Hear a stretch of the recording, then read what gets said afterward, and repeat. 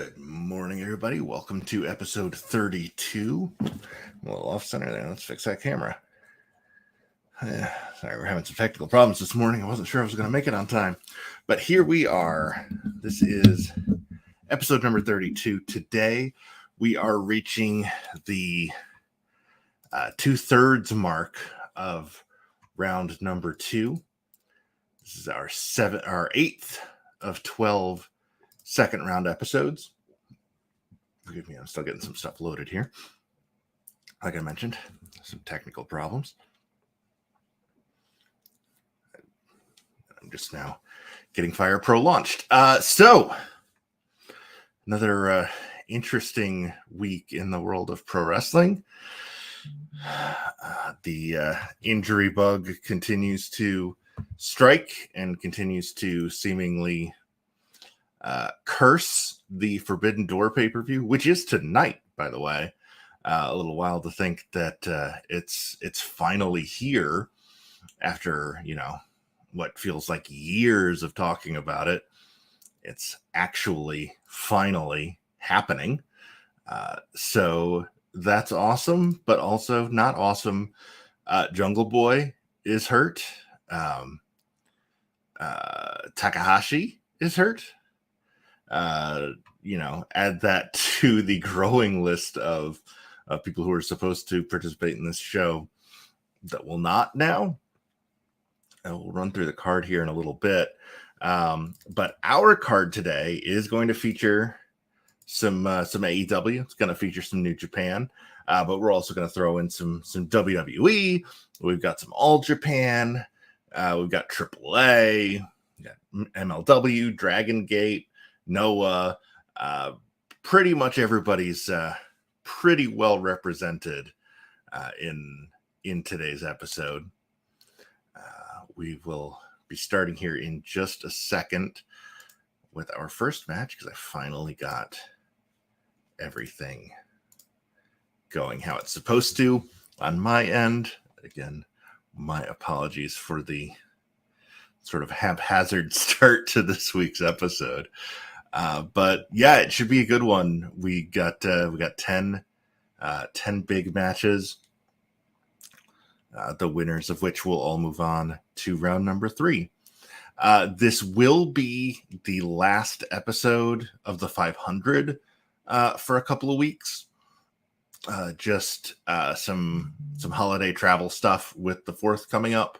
I will unfortunately not be around the next 2 Sundays, so I won't be able to stream. I will try later this week to do another AAW stream, like I did last Tuesday. That was a lot of fun. I have downloaded more wrestlers for that game, so I will probably do another thing like what I did last time, where we just do a bunch of rumbles just to see as many of them as we can, and then have a final rumble, and then maybe we'll have the winner face Shredder for the title after that. That'll probably be Tuesday night, but we'll cross that bridge when we get to it. But first, we have got the opening match today is going to be a lot of fun. We are going to see the number 122 seed in the tournament, Ricky Starks, as he takes on number 378, Shane Haste. Add that to the stream. I'm going to remove that thing that says you're sharing because I know we're sharing. Oh, also, let me put up the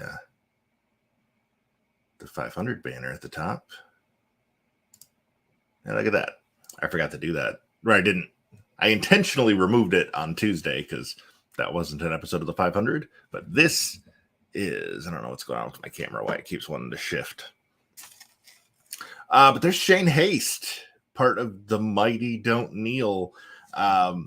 Those of you that are YouTube watchers, you may have seen him this week over on the Smosh channel, where he's engaged to Kimmy Jimenez, one of the performers on that channel. did a fight video against their Shane Top, and it was pretty funny. So in the first round, Shane Haste beat Brian Pillman Jr. That was episode number 12 with his Black Swan Splash. And Ricky Starks, representing Team Taz, defeated Joshua Bishop in episode 12. So far through 89 of their matches, AEW is 49-40, which is only good for third best among promotions with at least 30 matches. And the 40 losses is the most by any company, as is the 89 total matches. So Ricky hoping to kind of reverse some bad mojo AEW's got going through the first 2/3 of round 2. As mentioned, this is episode 32. You can see all of our past episodes on our YouTube channel. You can also catch these streams if you don't like whatever you're watching it on currently. We do stream this live on Twitch, YouTube, and Facebook every Sunday. Well, not every Sunday morning, but most Sunday mornings. The idea is to do it every Sunday. But as I mentioned before, there probably won't be episodes the next 2 weeks just due to holiday travel logistics. The winner of this match is going to face the winner of a match we're going to have later on today between Will Ospreay and Shima, which is going to be a blast. Haste with some control here early on. A series of scoop slams right in front of Atsushi Ishiguro, our referee, representing Pro Wrestling Wave. We got a strike exchange now between Starks and Shane Haste. I'm going to stop trying to do Taz's Brooklyn accent because it just doesn't work for me. Series of European uppercuts from the Australian. Starks is down. And another from Haste.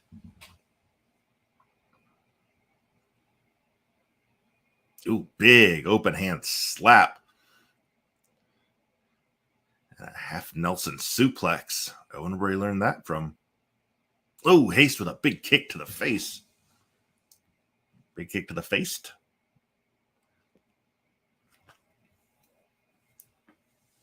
Elbow to the back.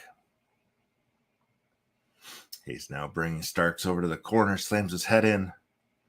Repeated shoulders to the midsection. Pulls him over. One. Only a 1 count. Says Ishiguro. Another European uppercut from Haste.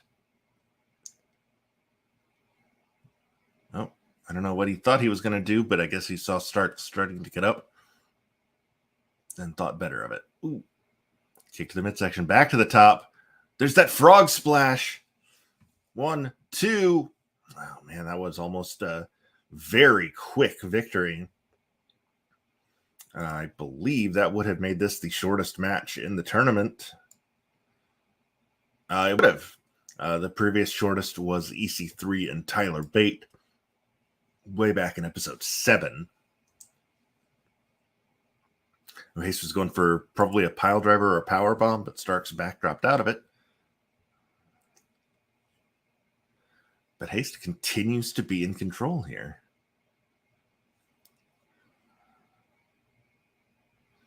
As I mentioned, Haste beat Brian Pillman Jr. in round 1. Haste seemingly working his way through the undercard of AEW.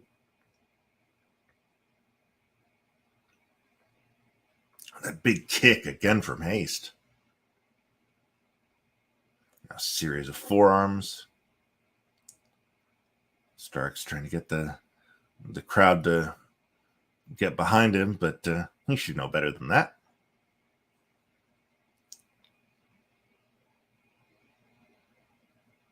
Collar and elbow. Nope. Starks with a quick roll up into a small package. 2 count only. Swing and a miss on the drop kick by Starks. And Haste capitalizes with the suplex.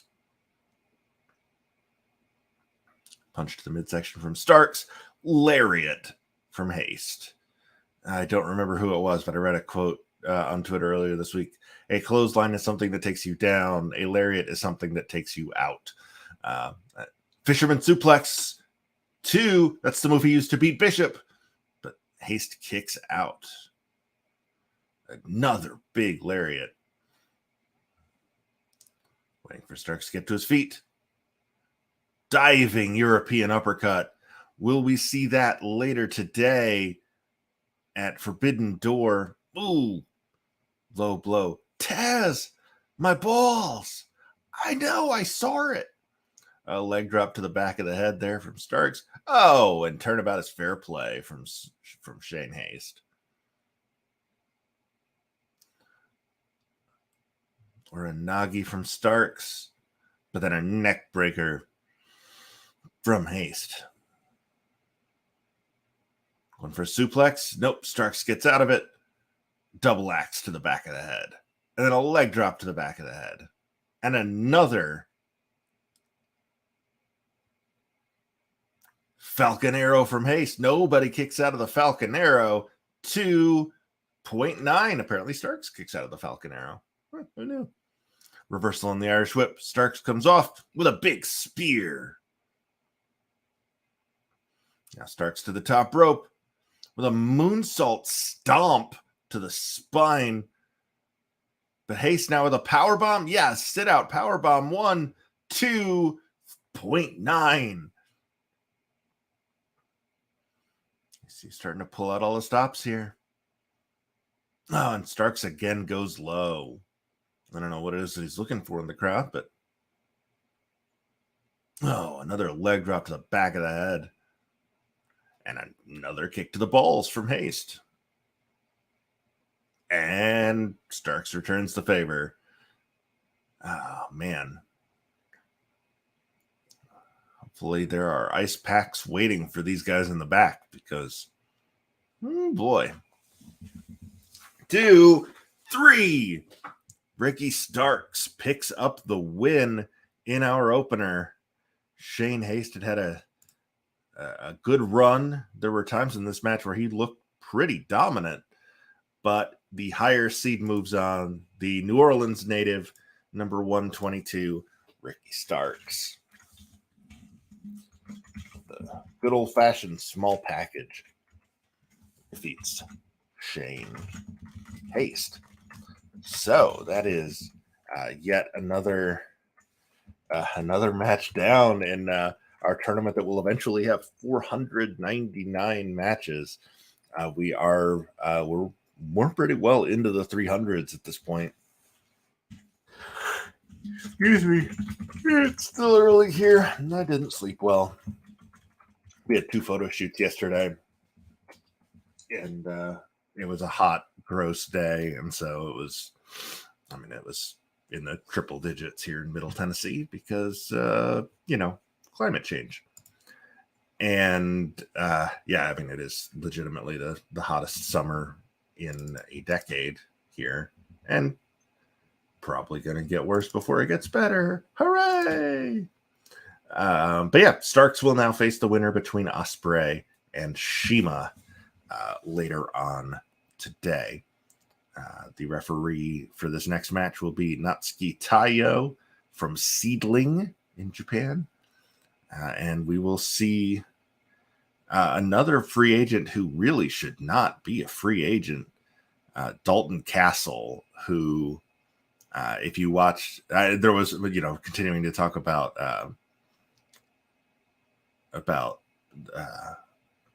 pay-per-view news involving AEW. Supposedly there's a Ring of Honor pay-per-view coming up next month. So you have to assume, even though he's not under contract, how do you not put Dalton Castle on your pay-per-view?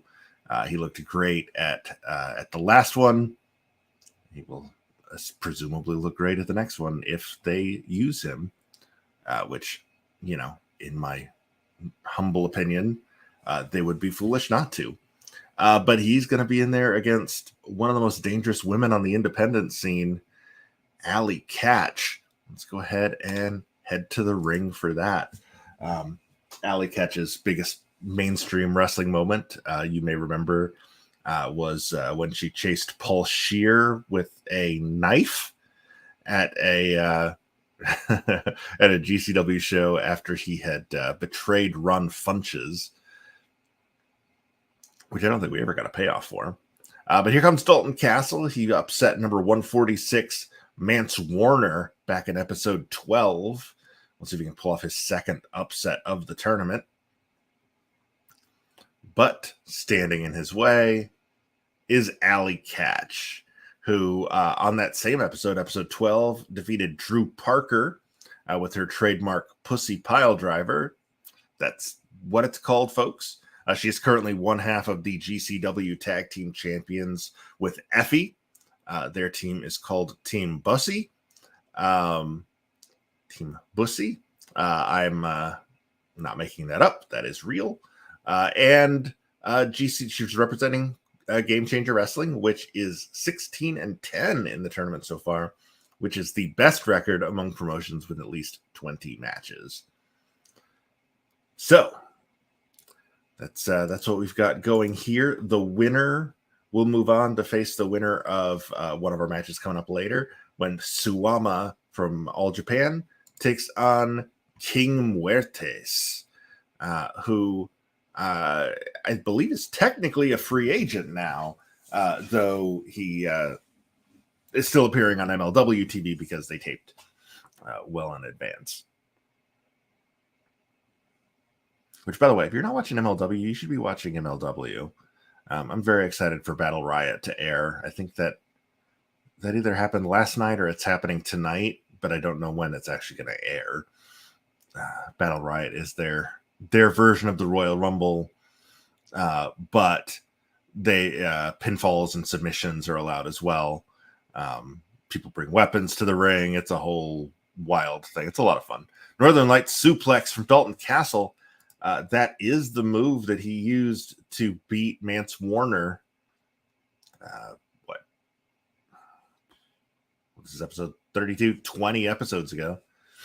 Hip attack from Allie Katch. Kick to the midsection from Dalton. Series of strikes back and forth. Who's going to come out on top? It is Allie. But she is wiped, unable to capitalize. Castle sends her into the corner.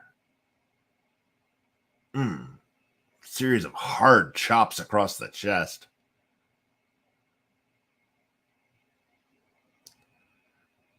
Snapmare over. Catch pulls Castle back toward the center of the ring. Nope. Castle sent her off the ropes, but she grabbed the ropes, stopping her own momentum. Reversal on the Irish Whip. Now Castle's in the corner, but he gets out of it before Catch can capitalize. Arm wringer and a series of shoulders from Dalton Castle. Castle sent back to the corner. And just a hair pull takedown from Catch. Going for vertical suplex and does.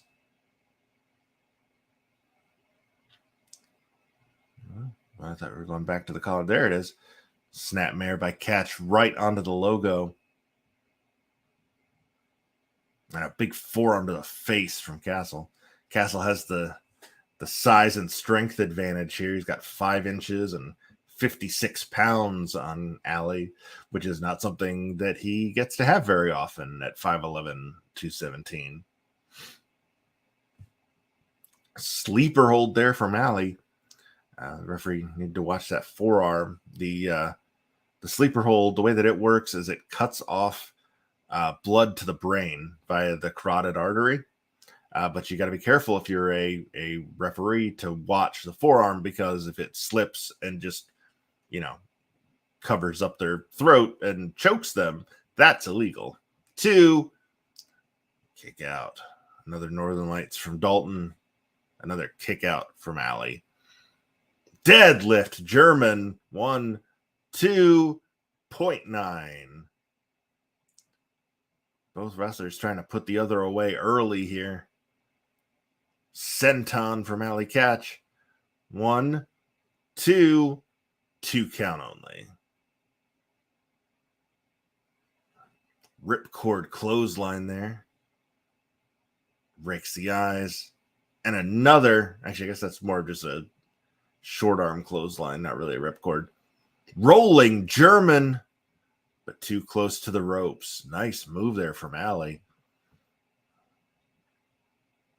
Series of shots to the shoulder from Dalton. Pump handle slam. To the top rope goes Dalton Castle with a diving headbutt. Arm drag from Allie Catch. Now with the go behind. Elbow to the face from Castle. And a punch to the face from Allie. Go behind. Arm drag. 1, 2. It's going to be very impressive if she won it with an arm drag. Exploder suplex from Dalton. A kick to the thigh. And to knot up those hamstrings. Very difficult to continue a match when you can't walk. Drop kick to the knee and then a variation on the Shining Wizard from Catch. 1, 2.9. Castle manages to kick out. Another pump handle slam from Dalton Castle. Dragging her toward the center of the ring. Mindful of the ropes. Frankensteiner literally into the exact center of the ring. But before he can capitalize, Catch rakes his eyes. And another one of those short arm clotheslines. 1, 2.9. The match continues. Very hard-hitting affair between these two. Gut-wrench suplex from Castle. And a code breaker. Pulls her to her feet, but a headbutt from Allie. 1, 2.9. Castle sent into the corner. Catch follows him in with a series of strikes. Go behind, but no elbow from Castle. Rake to the eyes from Catch. Code breaker. Drag her away from the corner. And another code breaker. Pulls her to her feet. Little cocky pose there from Castle. You'll notice the boys and Effie not at ringside. As we mentioned in earlier episodes, if this is your first time watching the 500, welcome, first of all. But what we're doing is we took PWI's list, it's Pro Wrestling Illustrated, their list of the 500 best wrestlers in the world, the PWI 500 that they do each and every year. And we put together a tournament bracket using their rankings as our seeds. We're obviously simulating it here in Fire Pro Wrestling World for PlayStation 4. And every match is straight up one-on-one. There are no seconds, nobody in the corner, no managers, no valets, no tag team partners. It is straight one-on-one. Interference is turned off. Criticals are turned off. You win it. Oh, I was going to say you win it by pinfall or submission, and Allie Catch just won it by pinfall. Number 111, Allie Catch moves on to round number 3. Congrats to Allie. Condolences to Dalton. Dalton Castle, one of the more baffling wrestlers that's still on the independent scene. How nobody has thrown a full-time contract at him. Mind-boggling, but they're calling that an arm whip that Allie Catch used to win. And she will now move on to face either Suwama or King Muertes in round number 3. That match, Suwama and Muertes, will be coming up after our intermission, which will happen after our 5th match. We always take a kind of a halftime break just to get up and stretch our legs. I say we. Typically, I have a co-host. It's usually me and Mike San Gregorio here every Sunday morning. Mike is dealing with some family stuff, so he has not been here the last couple weeks. But he sends his love and will hopefully be joining us real soon when he's able to. But in the meantime, I got you. We've got more matches to come, as we mentioned a few times. We've got 10 matches today. These are all second round matches. We do have one debut today. The PWI 500. If you know how brackets work, you know that 500 doesn't bracket very well. Because eventually you're going to have some buys. So we put our buys in the first round. Sort of a more traditional way of doing it rather than doing 1 versus 500, so on. So the top 12 ranked wrestlers in PWI's list all got first round buys.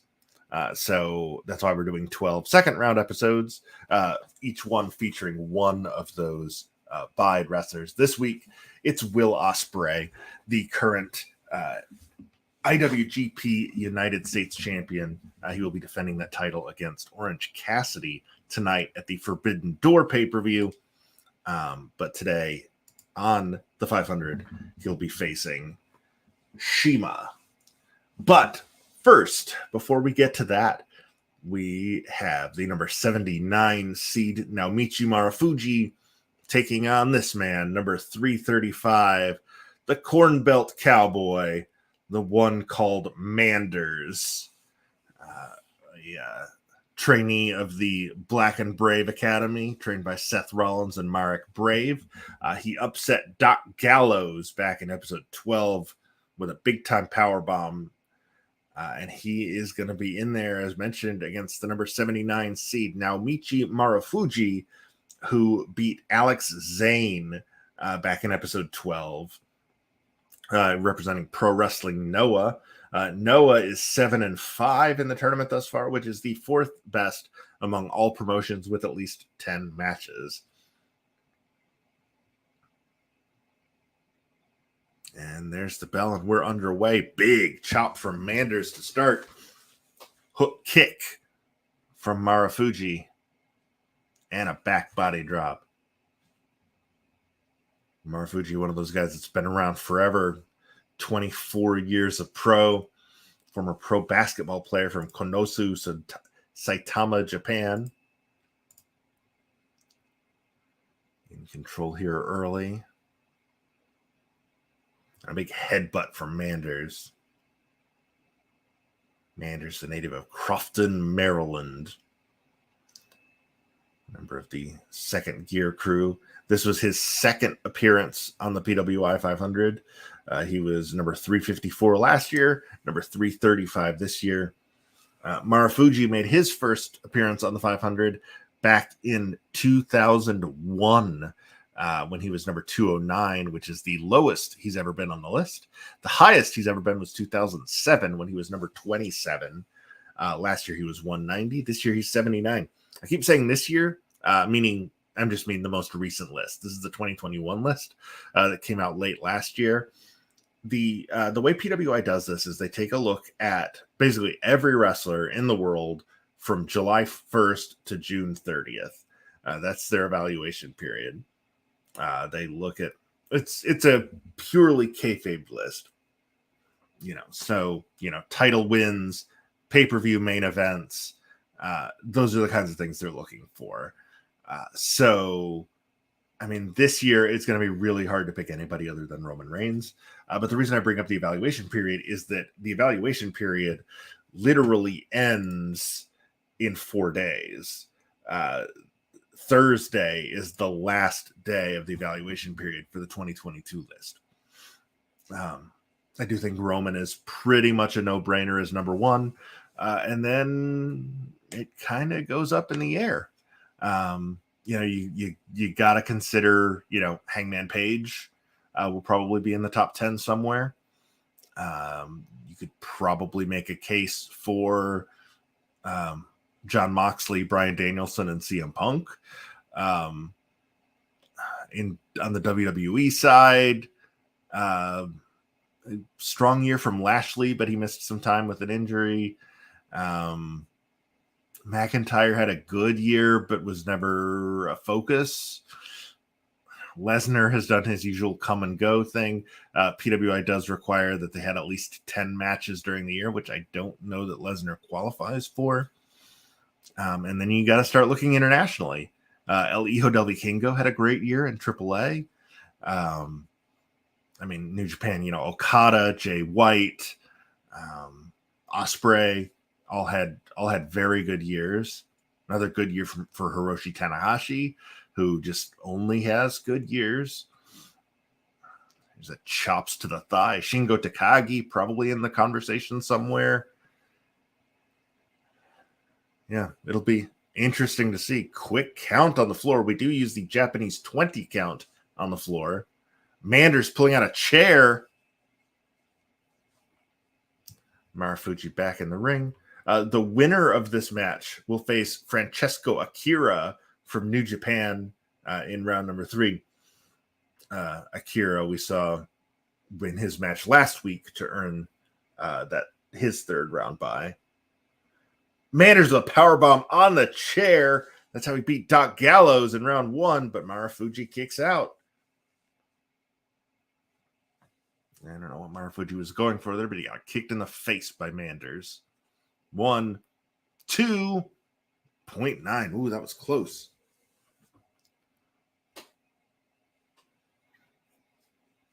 Manders now going behind. Side suplex. No atomic drop. That's not a move you see very often anymore. I always liked the atomic drop. There is a Twitter account whose name I'm forgetting. Oh, V-trigger from Marufuji. And a back hook kick. Anaconda Vice now. Referee checking. Does not give up. As I mentioned, Twitter account. I can't remember what it's called, but all they ever post is GIFs of Rick Rude. Oh, God, excuse me. Rick Rude taking atomic drops because nobody sold the atomic drop like Ravishing Rick Rude. It's great. Referee counting again, a very quick cadence on those counts, wanting to get both wrestlers back in the ring as soon as possible. Another V trigger from Marufuji, maybe the M trigger. 1, 2, 3. No, kick out. Shot to the chest. Dragging him to the center of the ring. Manders. Oh, that shoulder mounted slam. Sends Marufuji into the corner. What's he going for here? Superplex, perhaps? No. Sunset bomb on the chair by Marufuji, but he's not done. And neither is Manders as he military presses him, does a couple of reps before slamming him down. Elbow to the back from Marufuji. Yeah, I almost called him Gallows. That's who Manders beat in the first round. 1, 2.9. That Shiranui onto the chair I thought might be enough. It is not. Trading blows now toward the center of the ring. Super kick from Marufuji. Now coming off the ropes. A big kick to the back. 1, 2, 3. That's enough. I don't really know what you call that. Sort of a Northern Lights bomb from Marufuji. Picking up the victory. Number 79 now. Michi Marufuji now sets up a third round encounter with Francesco Akira. Fisherman Driver is what the game is calling it. Now Michi Marufuji over. Was Manders' seed? 335. What called Manders? Only an 80% evaluation from the game. Better than that. Hard-hitting affair. Maybe they just didn't like the use of the chair.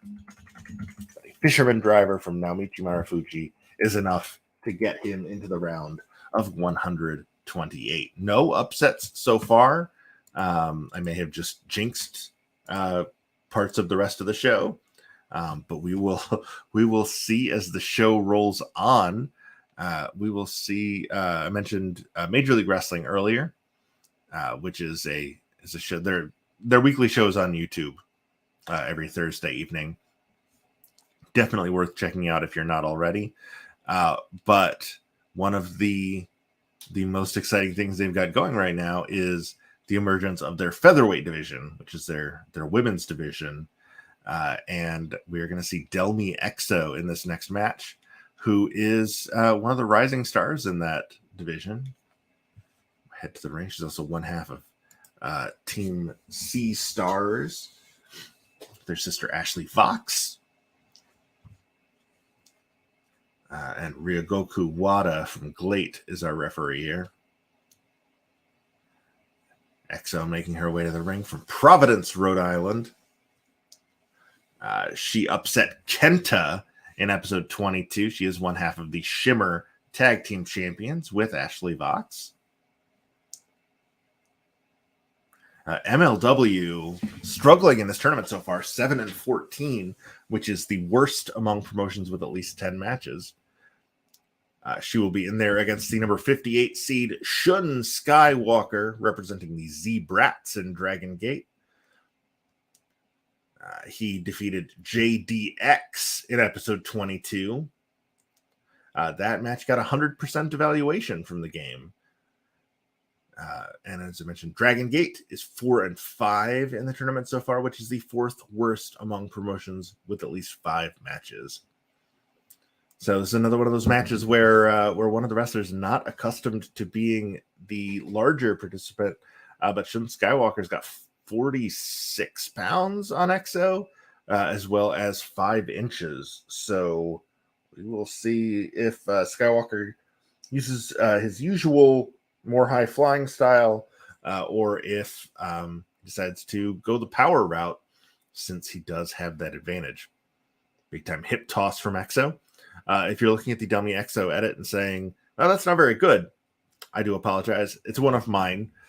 There were a handful of participants in the tournament who I was not able to find an edit for online, so I had to make them myself.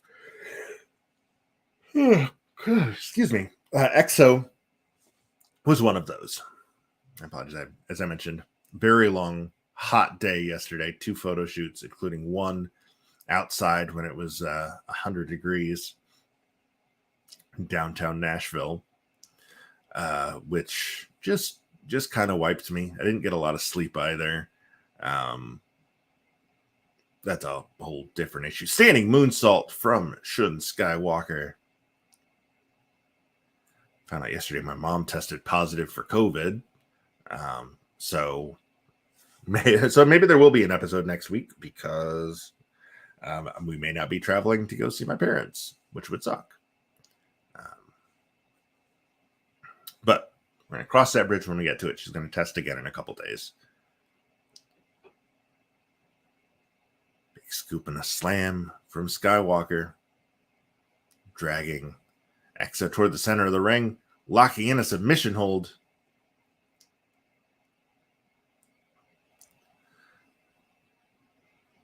Nice combo there from Exo with the leapfrog and then the power slam. Reversal on the Irish whip. Stomps in the corner now from Skywalker. Into a surfboard stretch. Another big hip toss from Exo. Exo kind of sticking to the basics here. Goes behind, standing switch from Skywalker. Variation on the abdominal stretch, almost more of an octopus hold. Circling each other now, back toward the center of the ring. We've got a striking contest here. European uppercuts from Delmi Exo. Straight punches from Shun Skywalker. Again, trying to Charlie horse those thighs as Delmi Exo coming off the ropes. Was going for that running forearm, but Skywalker was able to move out of the way. Side headlock from Delmi Exo. Spinning drop toe hold. Scoop and a slam from Skywalker. A big time drop kick. Back to the center of the ring, Exo with an elbow to the back. Leg trip there from Skywalker. And an elbow to the back. The pace has definitely slowed here. I'm not sure to whose advantage that is. I would normally have to... Oh! Surfboard stretch into a dragon sleeper. Typically, I would have thought that would benefit Skywalker, but Exo actually seems to have the advantage when slowing down. Nice roll up there from Exo. Only gets a 1 count. That got the crowd to their feet a little bit. Jumping vertical suplex from Skywalker to kick out by Exo. And a big time back chop.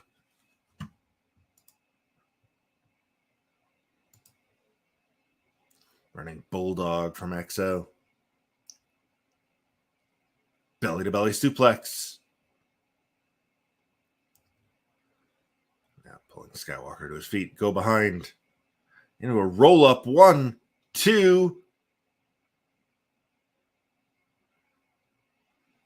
Jumping DDT by Exo. And Skywalker decides to take a powder, rolling to the floor. But he's back in at the 2 count. Dragon screw leg whip. Jumping knee drop. Rolls through. God. A pendulum backbreaker. Just dropping her on her face after. And a big time drop kick. No one for a step up Enziguri. But Exo moved. Does not avoid the Huracan Rana. Standing moonsault from Skywalker. 1, 2. Exo goes behind with a big elbow to the back of the head. And a DDT.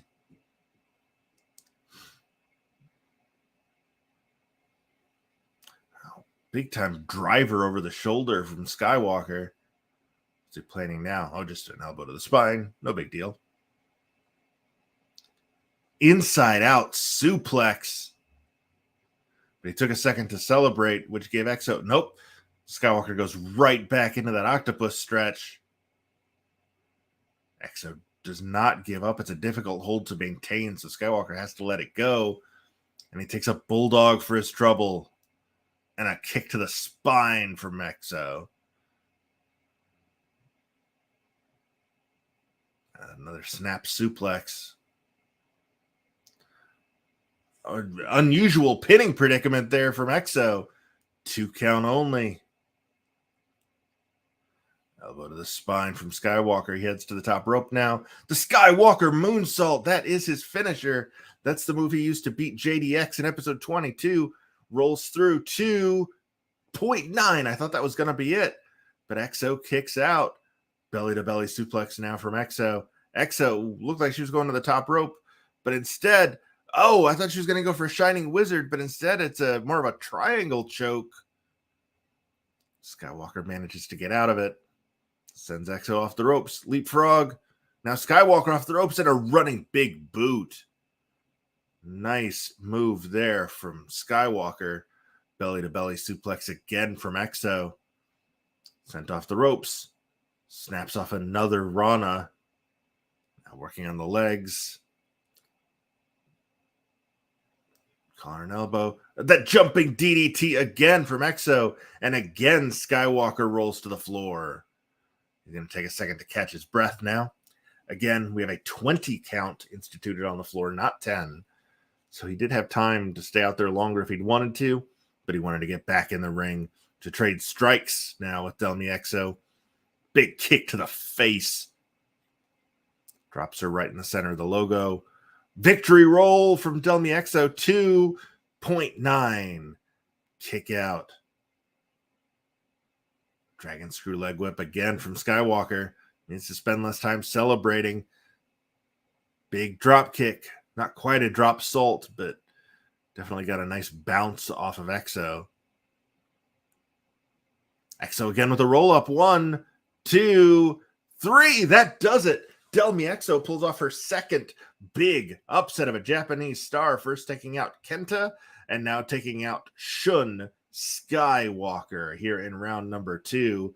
Del Miexo moves on to round number 3.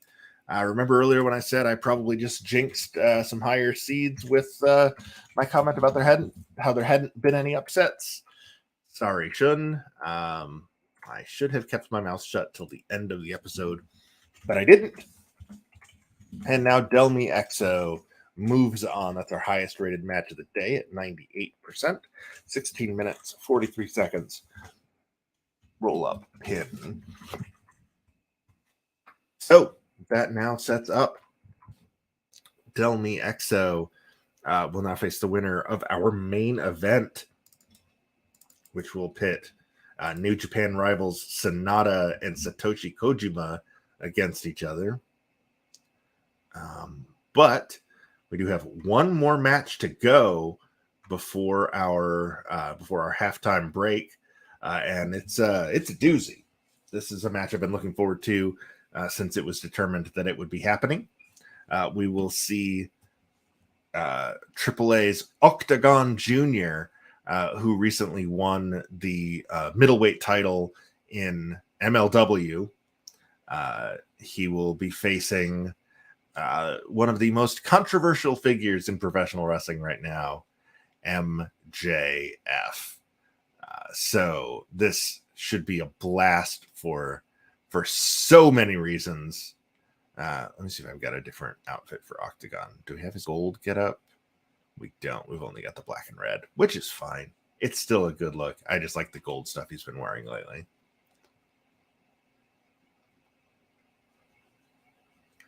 But yeah, Maxwell Jacob Friedman, who will still be coming out with the Pinnacle logo, because technically he and Starks are still the Pinnacle. But here we go to the ring. The winner of this match will face a match we're going to see on next week's show. Speaking of doozies, Rey Mysterio versus Masato Tanaka. The winner of that match will face the winner of this match in the third round. I keep saying next week. It won't be next week. It's probably 3 weeks from today. But we will see. As I mentioned, if travel plans change. And I'm sorry, I said middleweight.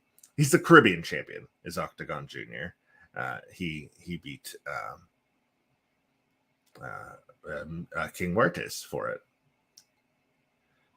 He upset Darius Carter back in episode 22 and represents AAA, which is 9-9 in the tournament thus far. 5th best among promotions with at least 15 matches. Here comes another AEW representative, Maxwell Jacob Friedman, MJF. Defeated Colby Carino back in episode 13. Our referee for this match is Mio Shirai, the sister of Io Shirai from NXT 2.0. Arm drag takedown right into the shoot, what does he call that? The salt of the earth, that arm breaker. Break of the eyes. Oh, good. We're already getting words from MJF here. Octagon fires back with a forearm. Octagon, the 13-year pro, made his PWI 500 debut in 2020 at number 304, and he's up to number 282 this year. I suspect he'll be even higher in the 2022 list. Figure 4 from MJF. MJF debuted on the list in 2017 at number 384. His peak was 2020 when he was number 22, and then he slid to 26 on the 2021 list. He's another one that will almost certainly be ranked very high. I wouldn't be surprised to see him crack the top 20 this year, actually. In terms of, every match he's had has been good, and he's been prominently featured. Sent into the corner now by Octagon. Arm drag by MJF. Arm drag. Back to the figure 4.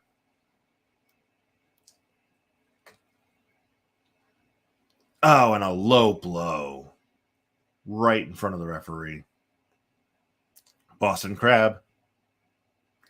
We mentioned referee's discretion a lot on this show. We've yet to have a disqualification, and we have only had 3 countouts. So the referees really want to keep this in the ring, really want to have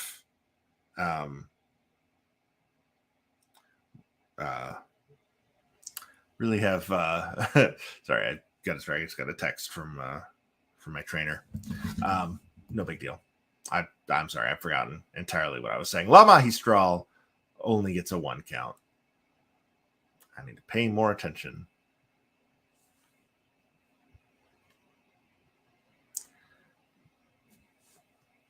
There's the 5-minute mark. Oh, so I was just saying, there's been no disqualifications. There have been 3 countouts. The referees really want these matches to end in the ring and clean. And they have, for the most part.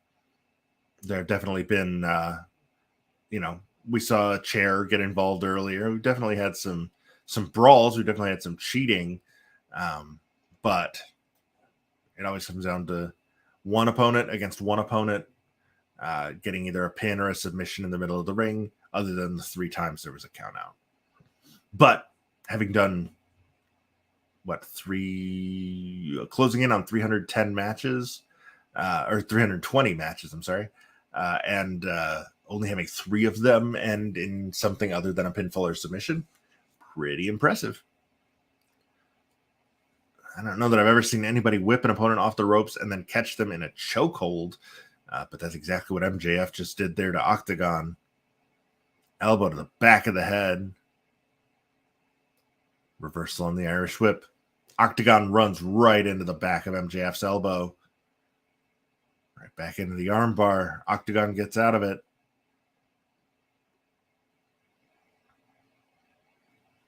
Octagon with a series of kicks. He was going for a go behind, but instead fires off a couple more kicks. And a very low kick there from MJF. MJF sent to the floor. Octagon catching his breath here. Again, I mentioned the winner of this will face the winner of a match that will happen on our next show when Rey Mysterio takes on Masato Tanaka. Running kick to the face of PK there from Octagon. Side slam.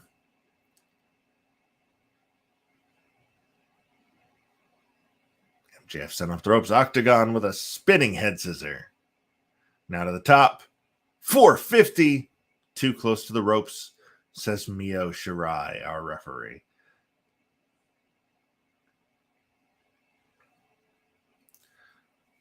Dragon screw leg whip from Octagon. Now sends MJF to the floor.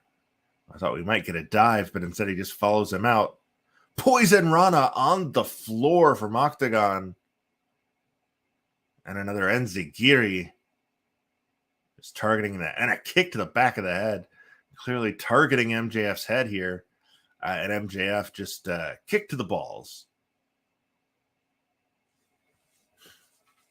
Taz, my balls. I know, I saw it. If you don't know what I'm talking about, just Google that phrase because it's a classic Impact Wrestling moment. MJF sends Octagon into the corner. Running forearm. Oh, and MJF dropping Octagon's knee onto that chair twice. Side slam. Drags him toward the center of the ring, going back to that figure 4.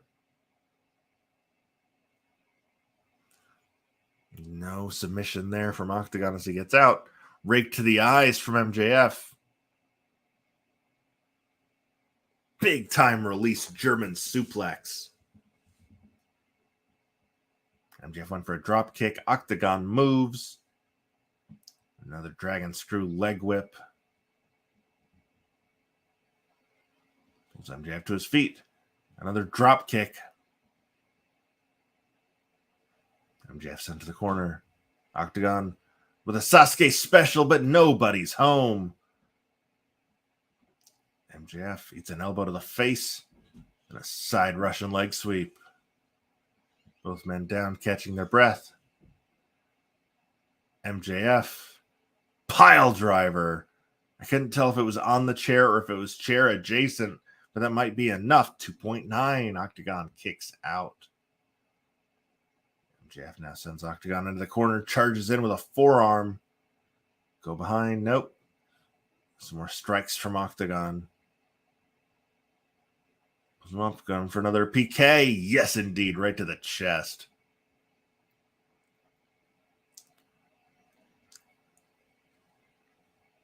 Trading strikes now are MJF and Octagon.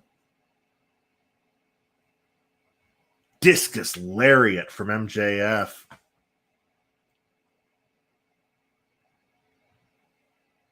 And now a DDT. I'm pretty sure that was on the chair. But Octagon pops right back up into a code breaker. And MJF rakes the face. And MJF just, talking himself up. Now off the ropes. Big time lariat. Salt of the earth. That is enough. Mio Shirai has seen enough. She calls for the bell. I don't know if Octagon even actually submitted. MJF still got him in the hold, not letting go.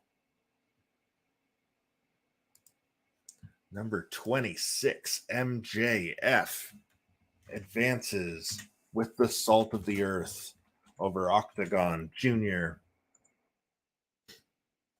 Valiant performance from Octagon. But MJF, trying to show he is the best in the world, has now defeated Octagon Jr. to put himself in the third round. Folks, we started this tournament with 500. We will eventually get it down to 1. But between the last 5 matches of this episode and the 4 episodes still to come, in this round, we will get the list down to 128. And that's where the real fun begins, is at 128, I think. All right, so that is the first half of this week's episode. We've still got 5 huge matches to go, including a WWE versus WWE showdown when Shinsuke Nakamura takes on Ilya Dragunov, and, of course, our massive main event when Sanada and Satoshi Kojima collide. But since we are at our halfway point, we're going to take a little 5-minute break, and we will be right back with Will Ospreay against Shima.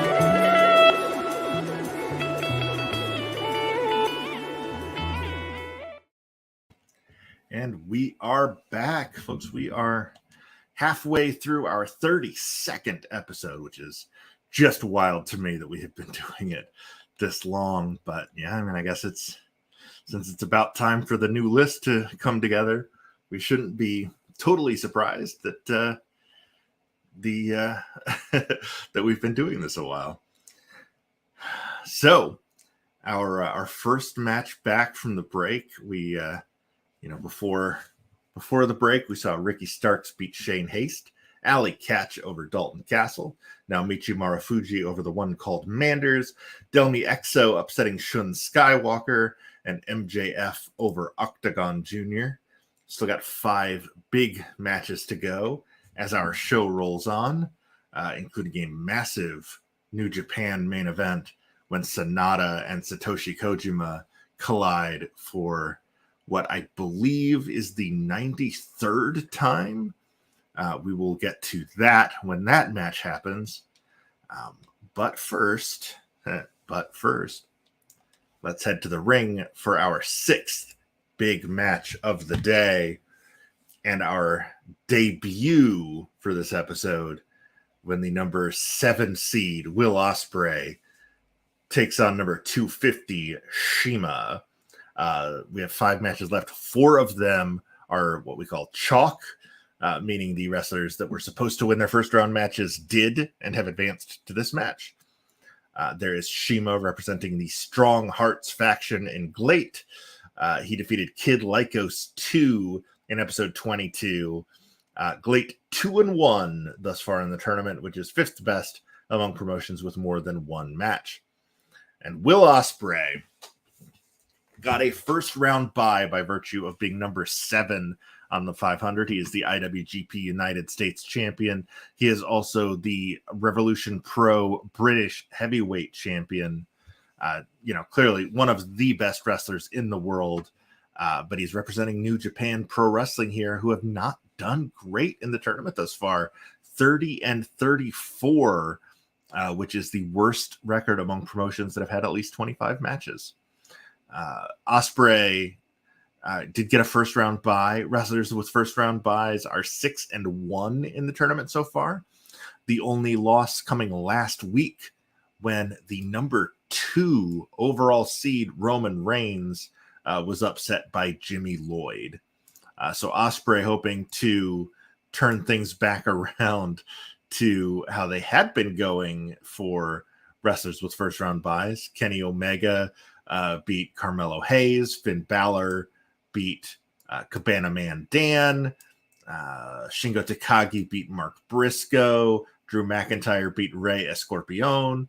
Kota Ibushi beat DMT Azul. And Randy Orton beat Erica Lee.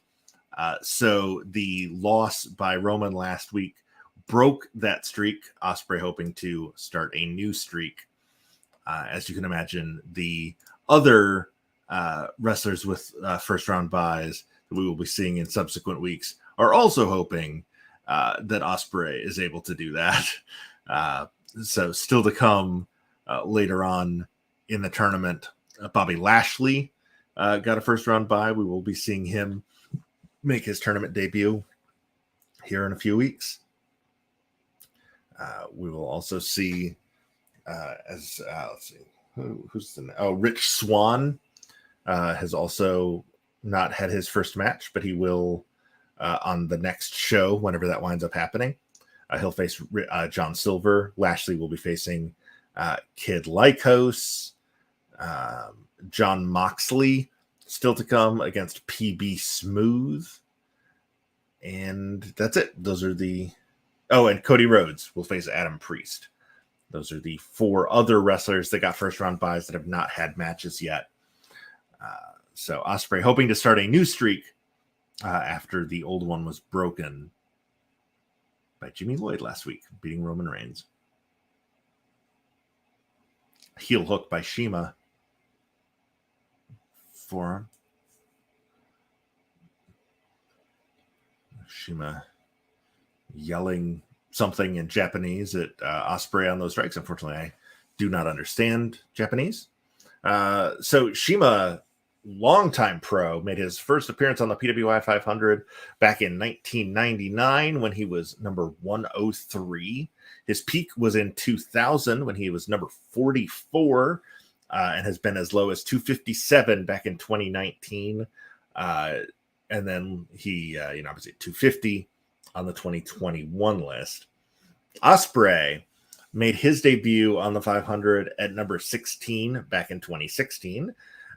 He has been as high as number 10 in 2019, as low as number 21 in 2017 and 2020. And then, he jumps up to number 7 in 2021. CIMA to the top rope. I thought he might be going for that double stomp, but instead it's a senton. The flower of evil, CIMA in control here. Ospreay sends him off the ropes. I don't know what he was going for, but CIMA slid between his legs. So Ospreay just hits him with a European uppercut. CIMA from Osaka, Japan. Ospreay from Essex, England. These are two of the absolute best in the world. And so far, they are putting on a very solid match here. I don't know what Ospreay was going to do there, but we've reached a point where they're kind of feeling each other out here. Rear chin lock there from Ospreay. Backslide. Nairi Samba from Tokyo Joshi Pro is our referee for this match. Shine from CIMA to the top rope. Went for a big frog splash, but Ospreay moves. Ospreay goes for the basically the salt of the earth. CIMA with a suplex.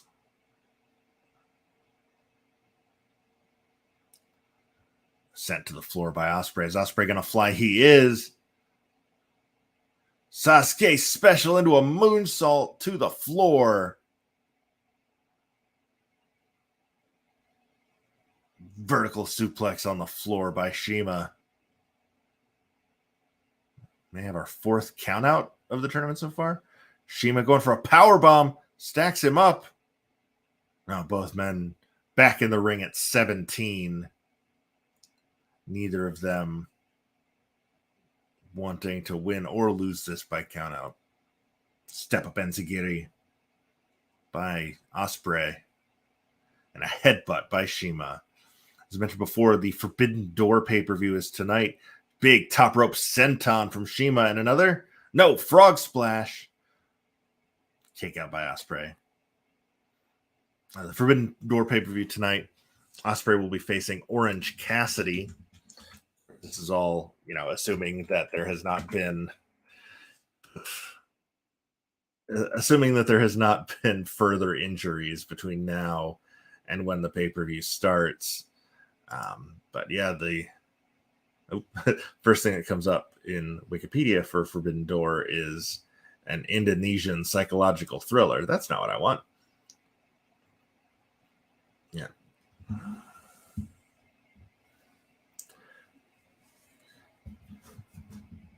Double underhook. Good Lord, Ospreay with a massive move. I'm not sure what that's called, but so the card. We've got 3 matches on the buy-in, the pre-show, whatever it is they're going to call it. CIMA stacks him up with a power bomb, gets a 2.9. So 3 matches on the pre-show. Gun Club and Max Caster will take on the LA Dojo, Alex Coughlin, the DKC, Kevin Knight, and Yuya Uemura. QT Marshall and Aaron Solo of the Factory will take on Hiroki Goto and Yoshihashi. Ospreay just devastating maneuver after devastating maneuver. That might be enough. It is. Will Ospreay advances. Number 7. Ospreay over 250. CIMA. No shame in losing here for CIMA. Ospreay, one of the best wrestlers in the world. Almost everybody loses to that Stormbreaker. So that sets up Ospreay against Ricky Starks in round 3, and that match is gonna be a blast. Wow, Will Ospreay and Ricky Starks. One of those matches I didn't know I wanted until I heard it's happening, and now like, oh yes, I want that, please, and thank you. All right, let me clear out the participants. Get our new referee in here. It's going to be Rick Knox from AEW. As we return back toward the top of the rotation of referees. Again, I've mentioned before, I try to give everybody an even number of matches to officiate, so we don't have, and basically, so Red Shoes doesn't have to work every show. Try to keep it even between the referees. Of course, anytime we add a new referee, then they're going to referee several shows in a row just to catch up match count wise, but only once per day. And then once they've caught up, then they just go back into our regular rotation. But this one should be a hard-hitting affair. The winner will face Allie Katch, who we saw pick up a victory earlier. This is our second of 4 chalk matches in the tournament, or in today's episode. As number 18, Suwama, who beat Charles Mason in episode 16, takes on King Muertes, who beat Tamatonga in episode 12. Muertes coming to the ring. I mentioned he beat Tamatonga. It was a 100% quality match back in episode 12. The man of 1,000 deaths, King Muertes. Peak on the PWI 500 came in 2008 and 2015 when he hit number 26. His all-time low was number 394 in 2020. Bounced back to 239 for this year's list. And he's in there against number 18, Suwama, who has been ranked as high as number 14 in 2011. He slid to 42 in 2020, back up to number 18 in 2021. As I mentioned, defeated Charles Mason. He's representing All Japan Pro Wrestling, and that promotion is 10-2, which is the best among promotions with at least 5 matches.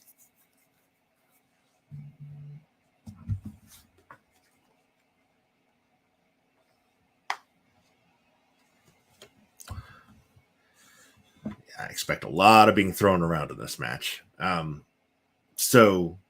Continuing on the conversation about Forbidden Door, Swerve in Our Glory, Swerve Strickland and Keith Lee against Suzuki-gun, El Desperado, and Yoshinobu Kanemaru. Those 3 matches I just mentioned will all be on the pre-show. We've got the big reveal. Zack Sabre Jr. will take on an opponent of Bryan Danielson's choosing.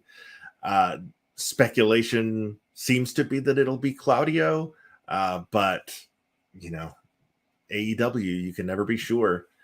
We've got a 6-man tag match. El Phantasmo and the Young Bucks with Hikuleo in their corner will take on Darby Allin, Sting, and Shingo Takagi. Thunder Rosa defends the AEW Women's World title against Toni Storm. A 3-way winner takes all tag match for the Ring of Honor and IWGP tag team titles as Roppongi Vice takes on FTR, who are the Ring of Honor tag team champions, and United Empire, who are the IWGP tag team champions. Will Ospreay, who we just saw in our last match, will face Orange Cassidy for the IWGP United States title.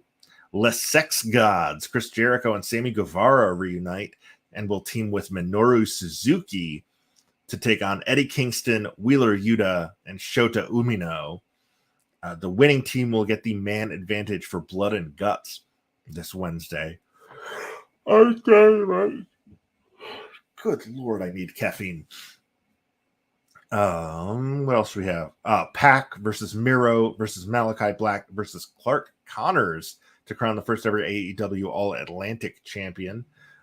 Clark Connors replacing Tomohiro Ishii, who, shockingly, is injured. Jay White Then now we're into the 2 world title matches. The IWGP World Title, Jay White defends against Kazuchika Okada, Hangman Adam Page, and Adam Cole, baby. Cole also hurt, but is going to work through the injury for this match. In the main event for the interim AEW World Title, CM Punk is the AEW World Champion, but he is unable to defend due to injury. So John Moxley will face Hiroshi Tanahashi to crown an interim champion until Punk can return, by which point they will unify the belts. Man, what a show. 12 matches deep, and there's still guys left off. Where's Ricky Starks? Where's mentioned a lot of injuries. Obviously, no Kenny Omega, no Jungle Boy, no Bryan Danielson, no Tomohiro Ishii, lots of guys, no Kota Ibushi, lots of top tier talent not participating in this show due to injury. Suwama with a last ride powerbomb on Muertes, 2.9. Not the last ride for the man of 1,000 deaths. Now a powerbomb of his own. Yes, stacks him up. 1, 2. Kick out by Suwama. And now charging into the corner with a back elbow. Another powerbomb attempt here. Yes, again stacks him up, but he's too close to the ropes. Rick Knox not going to allow that. Big chop in the corner from Suwama. You know what? I need caffeine, and I happen to have some caffeinated Mio here at my desk.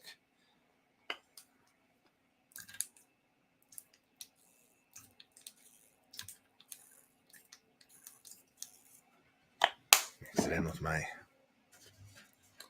water I got from Sonic yesterday on the way home from that photo shoot, where we were just roasting. We weren't completely dehydrated because we brought water, but we definitely still needed more after triple digits outside and concrete downtown Nashville.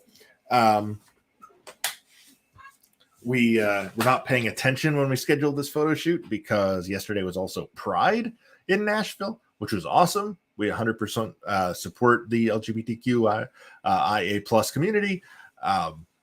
But there was just a lot of extra people downtown that we weren't expecting when we did that photo shoot. So made things a little more difficult, but it was awesome seeing all the rainbow flags and attire and everything. Just a great event in Nashville. Glad to hear it went off without incident. I was understandably worried considering the recent state of no pun intended, state in Tennessee, but this has not been the best couple of weeks for the LGBTQ community. So I had some concerns that maybe somebody might try something at Pride, and mercifully they did not. Powerbomb from Suwama. 1, 2, 3. That does it. Number 18, Suwama advances to the third round of our tournament.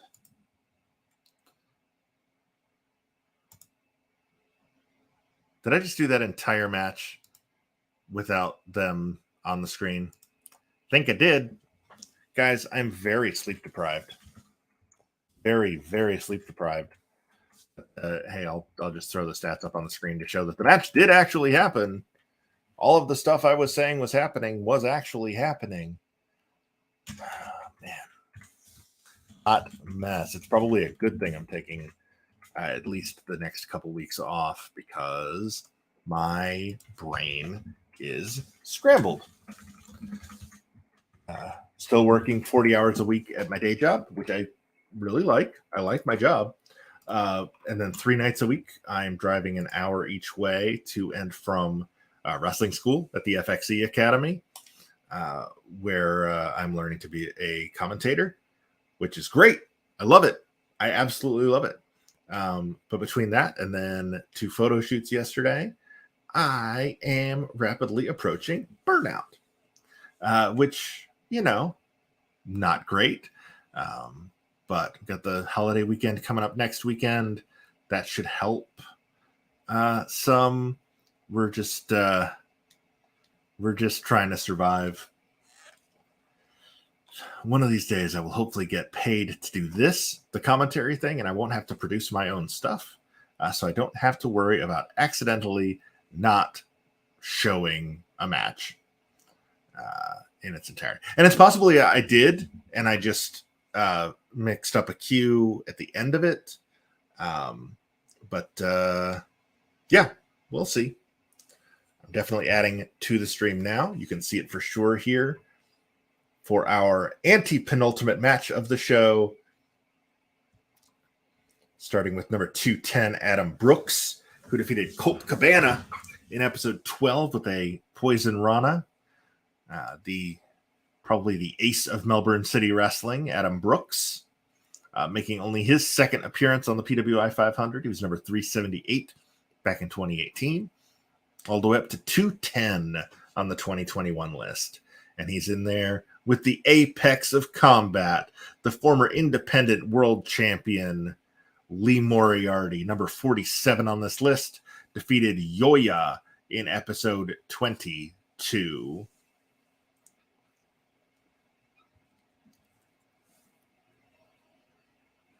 All right, don't mind me. I'm going to take a couple of pills along with my newly caffeinated water. Apologies if I gag briefly. I do that sometimes.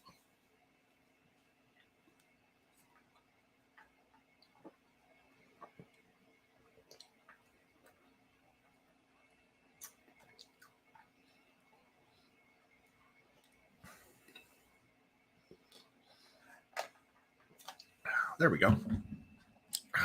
Whew. Invigorating. Snapmare by Brooks. We've been pretty evenly matched size-wise, both 5'11". Moriarty about 9 pounds heavier, the native of Pittsburgh.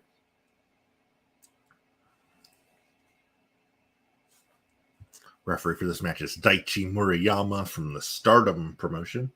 Little disappointed we're not seeing Stardom represented at Forbidden Door, but I suppose that would technically be adding a third promotion. But since we're also getting Ring of Honor representation, who knows?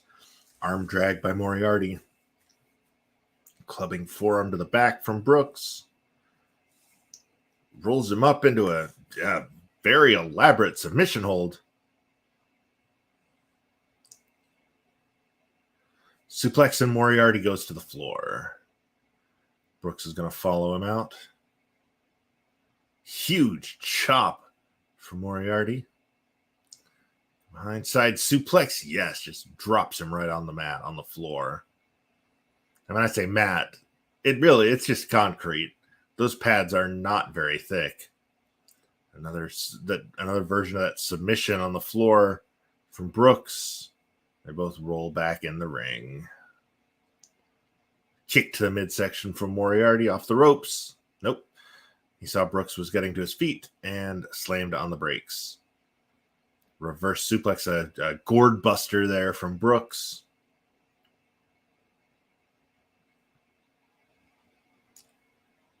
Leapfrog from Moriarty.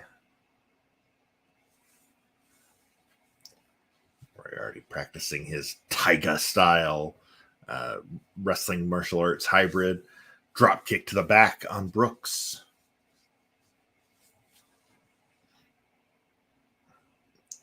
Moriarty under contract to All Elite Wrestling, but has not quite broken out in the way that a lot of people thought he would after a really strong couple of years on the independents. Pop-up powerbomb from Moriarty. Goes for the pin. Two count only as Brooks kicks out. Off the ropes. And a running stomp.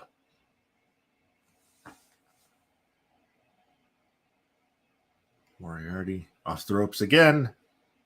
Snaps off a Rana there. But Brooks is going to bring him into the corner. Going for tornado DDT, it looks like. And yes, he hits it. Pulls Moriarty to his feet. Rolling elbow into a heel hook. Moriarty kicks him in the face to get out of it. Canadian Destroyer. I guess it's an Australian Destroyer from Brooks. 1, 2, kick out by Brooks. Low blow. The winner of this match will face the winner of our next match in round number 3. We'll talk about that more when we actually get to that match. But man, oh man, Adam Brooks and Lee Moriarty really going toe-to-toe here. I did want to check something on Cage Match here. Well, got a little bit of a lull now. Oh, not a lull anymore. Moriarty to the top rope, guillotine leg drop. But Brooks to his feet.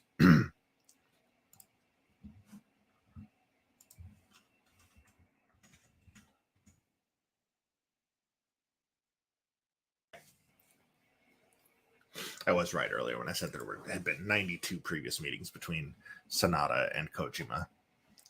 Vertical suplex, yes. Go behind. Poison Rana by Brooks. That is the move he used to beat Colt Cabana. Can he use it to go 2-0 against AEW? No, he lets Moriarty to his feet and eats a gourd buster for his troubles. Moriarty rolls Brooks over. 1, 2, 2.9 only, says Daichi Moriyama. Fisherman suplex. No, brain buster. Brooks hooks the leg. 1, 2.9. Moriarty kicks out again. Moriarty firing off punches. Now off the ropes. That hooking clothesline. Goes for a drop kick. Swings and misses. Kick to the kidneys there for Moriarty, it looked like. Sent off the ropes. Brooks going for a Rana, but Moriarty slammed on the brakes. Back into that fisherman's brain buster. That might be enough. I believe he calls that the future reaction. Go behind for Moriarty. Side suplex. Drop toe hold now from Brooks. Stomp to the back. Sends him off the ropes. Follows in. Running knee to the face. Trading blows now. Chops from Brooks. Punches from Moriarty. And a big enziguri to the back of the head from Adam Brooks. Going back to, there it is, another future reaction. But again, Moriarty to his feet before he can be pinned. Firing off a series of punches now. Go behind. Sends Brooks into the corner, charges in, spinning back, heel kick to the face. That might be enough. 1, 2. Oh, I really thought he had him there, but Moriyama says that Brooks got his shoulder up at 2.9. It's got to be more like 2.9999. Enziguri there from Brooks. Pulling Moriarty to his feet. Going back to the suplex. No, Moriarty slips out of it. The Moriarty off the ropes now with a big hooking clothesline. Shades of a Canadian wrestler who shall not be named. But man, was he one of the best in-ring performers I've ever seen. Too bad he, killed his wife and son and then himself. CTE's a hell of a thing, man. Running knee from Adam Brooks. Punch to the face from Lee Moriarty. And that might be enough. That might have just been a knockout punch. It is. Moriarty wins it just with a punch to the face, pointing to his head there, showing that he outsmarted him just by sheer brutality. No fancy wrestling moves needed.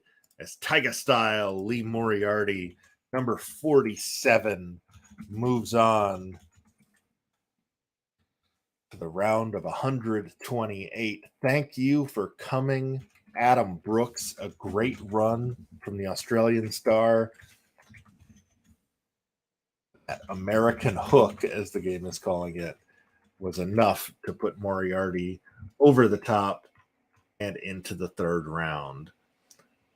So we don't yet know who Moriarty's third round opponent will be, but we're about to. Time for our semi-main event here on episode 32 of the 500. We've had 8 big matches so far. You know what? I'm not going to say it because last time I did, I jinxed it. So we are just not going to even bring it up. But this is a WWE versus WWE match. So one of the rules of the tournament is that if you're representing a promotion, the referee for your match cannot also be from that promotion. The only exception we make for that is if you're both from the same promotion, at which point we do allow it. So, since this is a WWE versus WWE match, the referee will be Charles Robinson, and we are about to see the NXT UK champion, I guess the WWE UK champion, but he represents the NXT UK brand, Ilya Dragunov. Dragunov from Moscow, Russia, defeated Mark Quinn in the first round with a 100% quality match. Let's see. He's got the NXT UK seal, as well as the mention that he is the champion. He has been ranked as high as 113 on the 500 back in 2018, slid to number 175 on the 2021 list. And he is facing the number 82 overall seed, Shinsuke Nakamura, the king of strong style, who defeated Yuya Uemura back in episode 12 with a flying cross armbreaker. It was another 100% match, and it was the 4th longest match of the tournament so far at 27 minutes and 8 seconds. So we will see if we have another marathon on our hands here as Nakamura takes on Ilya Dragunov. One thing we know for sure is these two are just going to beat the holy hell out of each other. Both of these guys hit hard. They grapple hard. There's a kick to the back of the head. Nakamura going straight to the skull of Dragunov with those knees. Folks, if you have not yet watched any of Dragunov's series of matches against Volter, now known as Gunther on SmackDown, do yourself a favor and check those out. Those two have incredible chemistry in the ring. We mentioned Masato Tanaka earlier in this episode. It reminds me a lot of those Tanaka Mike Awesome matches from ECW, except instead of pummeling each other with chairs, they're just doing it with their hands. These are two guys who just love to beat people up. And Nakamura, no stranger to beating people up either. He's more than capable of holding his own in a striking fest. The king of strong style, who peaked on the 500 back in 2015 when he was number 5, but he has slid down to number 82 on the 2021 list. We'll see if he climbs. He did have had some success in both the tag division and as Intercontinental Champion during the year. So that might be enough to bump him back up into the top 50. But we shall see. A lot of wrestlers had strong years. We'll see if Nakamura can find a spot.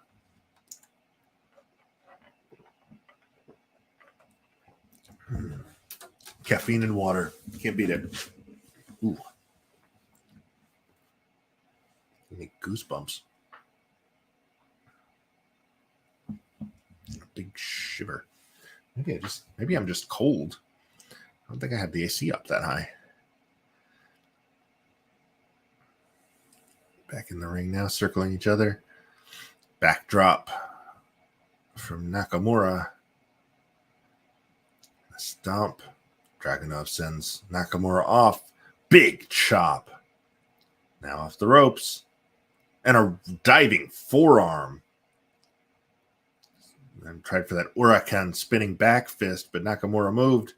and a shoulder block from Shinsuke Nakamura.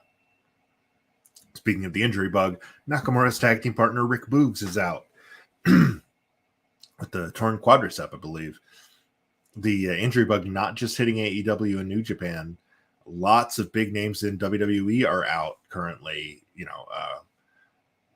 Randy Orton, Big E, lots and lots of top names. Gut wrench suplexes out of a deadlift from Dragunov. Dragunov 5'10", 198 is throwing the 6'2", 229 Nakamura around like nothing. Bringing him back toward the center of the ring. Pulls him up. Is this going to be a PK or is it going to be another diving elbow? It is the elbow. Nakamura now sending it Dragunov off. No, Dragunov stops his own momentum by grabbing the ropes. Triangle choke.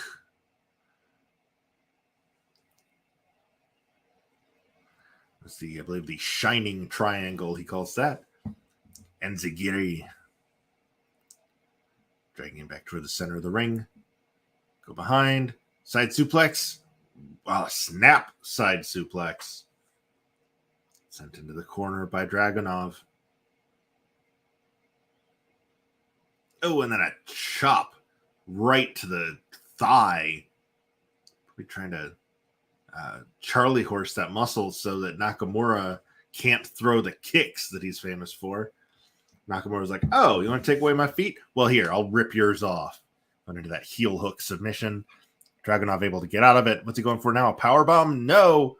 Nice, smart move there by Nakamura to backdrop out of it into a pinning combination. Elbow to the back of the head. So both of these wrestlers had 100% quality matches in the first round. They're going to be able to do it again. Series of hard punches there from Dragunov. Sends him into the corner. There's Oklahoma Stampede. Or I guess that's the Moscow Stampede. 2.9. And a running knee drop there from Nakamura. And a kick to the back of the head. It's off the ropes. And they collide.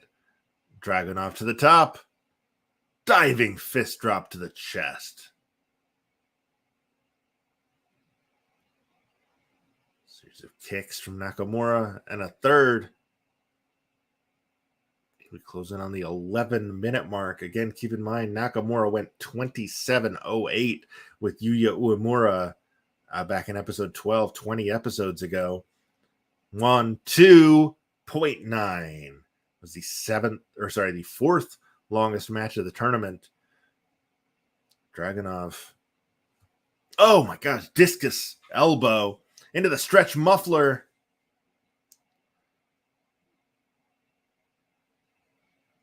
Nakamura able to escape. And a big kick to the face. Go behind, but an elbow from Dragunov ends that quickly. Nakamura's got him up. Sit out DDT.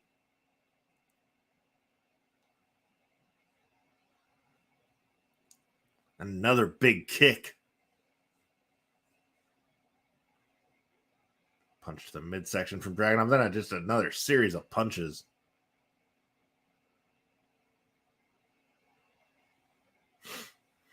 Dragunov to the top.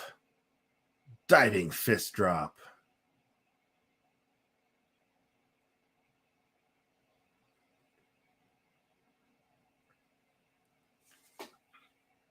Trading strikes now. European uppercuts from Dragunov.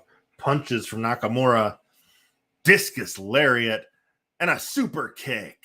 Nakamura gets the better of Dragunov on that exchange as we hit the 14-minute mark on this match.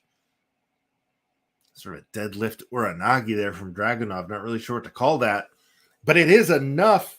Ilya Dragunov pulls off our second upset of the episode. Not a massive upset. It's the number 175 seed beating number 82. But it is a lower seed advancing. Ilya Dragunov has eliminated the King of Strong Style. Ilya Dragunov with the Musou.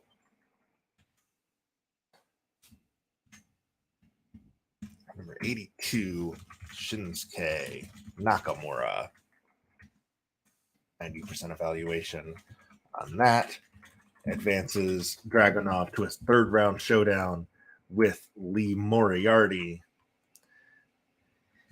And it's time for our New Japan versus New Japan, officiated by New Japan, main event. Folks, this is another one of those I've been looking forward to since the bracket revealed itself to me.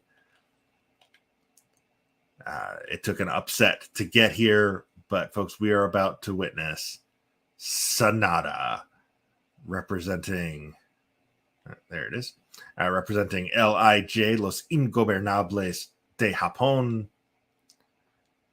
as he takes on New Japan's main unit, Representative Satoshi Kojima. The referee will be the legendary Red Shoes Ono. Winner will face Delmi Exo in round number 3. Comes Kojima, who upset Ortiz back in episode number 13 with a diving elbow drop. Going to be looking to do that again today. Highest Kojima has ever been ranked on the PWI 500. He is the GHC heavyweight champion, as you can see from the graphic there. The highest he has ever been ranked was in 2005 when he was number 3. This number 327 is actually the lowest he has been on the list. He debuted on the list in 1997. Sanada made his first appearance on the 500 in 2014 when he debuted at number 66. He has been as high as number 42 back in 2019. He was number 71 on the 2021 list. He defeated Royce Isaacs in episode 13. Now, this is the 93rd time Sanada and Kojima have been in the same match, going back to Sanada's rookie year in 2007, when both were in All Japan Pro Wrestling. The first 57 matches of their rivalry took place there between 2007 and 2012. They had one match in Wrestle 1 in 2013 as teammates, and then the other 34 meetings have all happened in New Japan since 2016. They are 39 and 39 head-to-head. That includes, tag matches, trios, 8-man tags, so on and so forth. If they're on opposite sides of the ring, they are 39 and 39. They are 5-5 as a team, and in Battle Royals, where both are participants, they're both 0-4. So it sounds like they're very evenly matched in terms of win-loss record against each other. But if we're only counting singles matches, they have had 8 in the 15 years they've been facing each other. They have had 8 singles matches. All 8 have been won by Satoshi Kojima. So while it would be an upset seed-wise for the number 327 Kojima to beat number 71 Sanada, it would be par for the course. It would be the 9th consecutive singles victory for Kojima. So a lot riding on our main event today, not the least of which is that match with Delmi Exo in round number 3. This is our main event of a great 10-match show. We've already seen Ricky Starks beat Shane Haste, Alley Catch beat Dalton Castle. Now Michi Marufuji beat the one called Manders. Delmi Exo, who we just mentioned, upset Shun Skywalker. She will now face the winner of this match. MJF beat Octagon Jr. Will Ospreay beat Shima. Suwama beat King Muertes. Lee Moriarty beat Adam Brooks. And in our last match, you just saw Ilya Dragunov upset and eliminated Shinsuke Nakamura. Flipping senton there from Kojima. Dragon Sleeper from Sanada. Gonna make the LIJ proud. Forearm to the face from Kojima. Knee to the midsection from Sanada. Sanada sent off the ropes and a big forearm there. I think that was a forearm from Kojima. Knee to the midsection and a chop from Sanada. Behind, roll through on the pinning combination, only a 1 count. Crowd showing their appreciation. Neck breaker there from Kojima. Going back to the back. Side suplex. Hell, I'm getting spacey. I really need to be sleeping better before I do these. Or just in general. So here's a forearms. Rolling elbow from Kojima. Go behind. Kojima side suplex, dropping Sonata right on his head. But Sonata right back to his feet. Elbow to the back. Bow and arrow stretch from Sonata.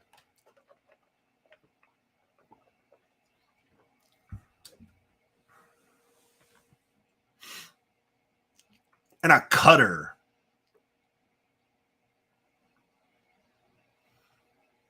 Sends him off the ropes. Wow, very elaborate backslide there from Sonata to 2 count only. Kojima sends him to the floor. Kodura to you too. I don't know what that means. I may have just said something very offensive. I should probably not be repeating Japanese phrases that I don't understand. Go behind by Sonata. No, Kojima elbows him in the face, gets back in the ring. Red Shoes Ono up to a 12 count before Sonata returns to the ring. Again, we do use the Japanese 20 count for countouts, which again, we have had only 3 countout finishes in the tournament thus far. And this is, pinning combo from Kojima gets 2 only. This is our 329th match of the tournament so far. 3 of them have ended in countouts. So 325 have ended in the ring. And Sonata going for a Rana, but Kojima just sidesteps it, scooping a slam. And another cutter from Sonata. Sonata first to his feet. Go behind, but a cutter from Kojima. The Koji cutter. But he's not finished. Pulling him to his feet and a double axe to the back of the head. Sonata sent off the ropes. Nothing doing. Elbow to the face from Kojima. Scooping a slam. Kojima with a diving elbow. Both men back to their feet, trading blows. Those forearms from Sonata, the chops from Kojima. And it's an enzigiri from Sonata that ends it. Pulls Kojima to his feet, but eats an elbow. Going for the TKO. That is one of his trademark moves, but he's unable to capitalize. It's a hard-hitting match so far.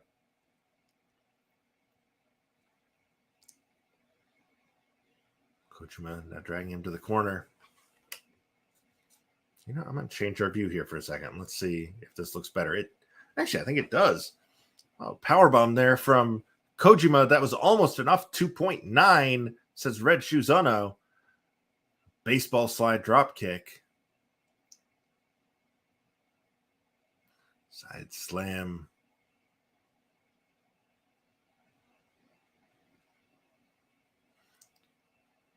And another cutter from Sonata. I should have been keeping track of how many times he's done that. Up to the top rope. Diving shotgun missile drop kick. Shotgun missile. I don't know if that's a thing that exists, but Sonata did it as a drop kick and then eats a lariat.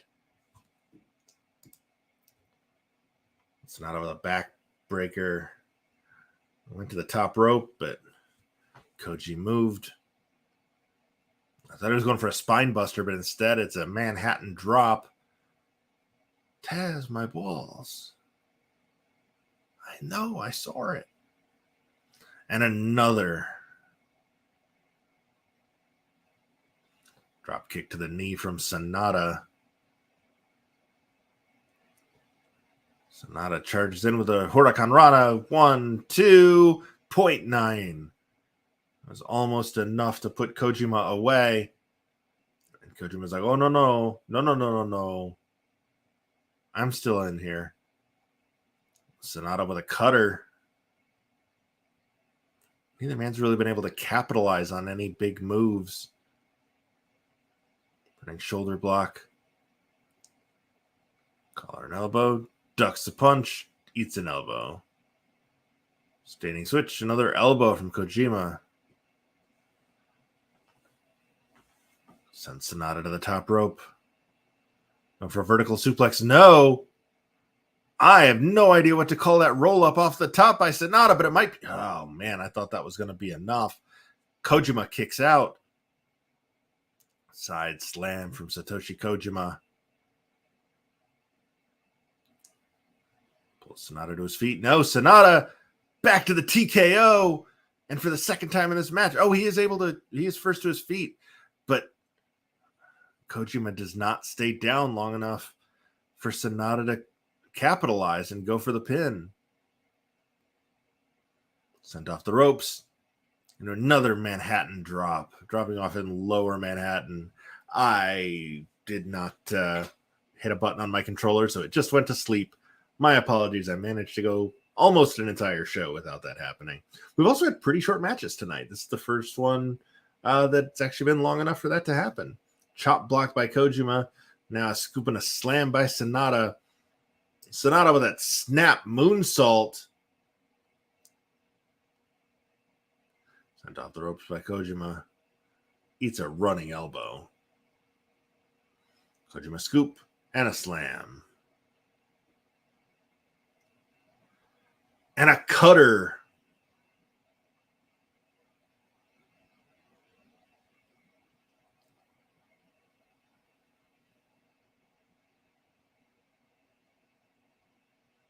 Oh, gosh. Flosion there right on the top of his head. 1, 2. I thought that was going to be it, but Kojima kicks out again. Back into is this that elaborate backslide again? It is. Might be too close to the ropes. Ono confirms that he is. Trading strikes here. Forearms from Sonata. Chops from Kojima. And a standing enzigiri from Sonata. Elbow from Kojima. And then a kick. Knee to the midsection. Series of forearms. Kojima to the top. Nope. Thinks better of it as he sees Sonata getting to his feet. Sonata still hits a backbreaker. Sonata to the top. He sees Kojima getting up. Neither man pulling off their top rope moves here. Kojima charges in with a running forearm. Sends Sonata into the opposite corner. Charges in with another forearm. Kojima to the top. Diving elbow to the spine. Rolls him over. 1, 2. That was almost the 9th consecutive singles victory for Kojima over Sonata.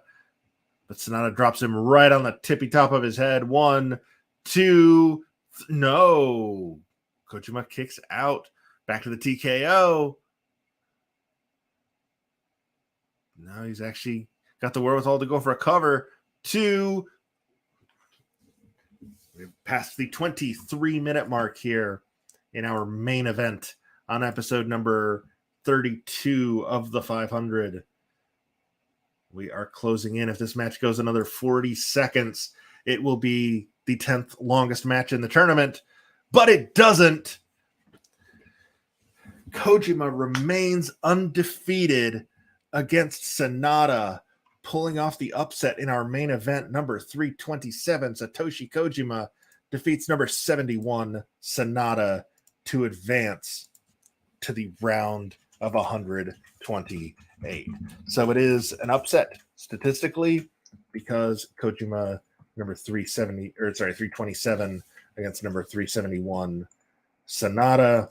But as mentioned before, that was their 9th singles match, and Kojima has won all of them. Another 100% quality match there. No real surprise with those two involved. A lariat from Kojima is enough.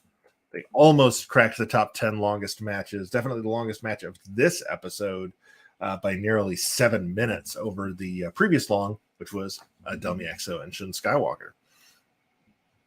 So that brings this episode to a close.